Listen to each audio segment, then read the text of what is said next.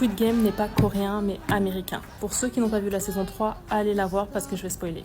À la fin de la saison 3, il y a une passe D qui est magnifique lorsque l'un des personnages se rend aux États-Unis à Los Angeles. Et l'année dernière, pendant la sortie de la saison 2, il y a eu beaucoup de rumeurs qui disaient que Squid Game allait être repris et que ça allait être fait par une boîte américaine aux États-Unis avec des acteurs qui sont américains. En tant que fan de la série, j'ai remarqué qu'au cours des saisons, la série s'est beaucoup américanisée. Je m'explique. Pendant la saison 1 et pendant la saison 2, la série elle avait beaucoup ce côté K-drama, ce côté coréen où il y avait beaucoup de réflexions, d'easter eggs, que ce soit sur les chiffres, que ce soit sur les lieux, que ce soit sur les informations ou les indices qui sont donnés. Et ça, c'était vraiment propre à l'ADN coréen de la série. Sauf qu'au fur et à mesure, on a eu beaucoup moins de réflexions, de règles dans la série, vers une série, et aujourd'hui une saison 3, qui est complètement basée sur l'action, les personnages, vraiment le combat, etc.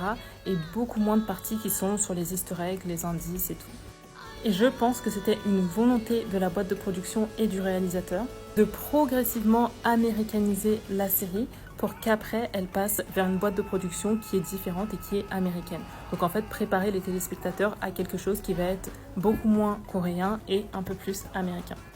Personnellement, j'aime beaucoup la série et je sais pas si mon avis va être très objectif, mais est-ce que ces changements vont pas faire perdre le charme qu'avait la série et justement la reprise par une boîte de production, si c'est fait, est-ce que ça va pas un petit peu perdre le charme de la série? Est-ce qu'en voulant continuer les épisodes et les saisons, ça va pas justement devenir trop redondant et après on va se détacher et perdre l'intérêt qu'il y avait sur cette série qui était déjà très bien à la base?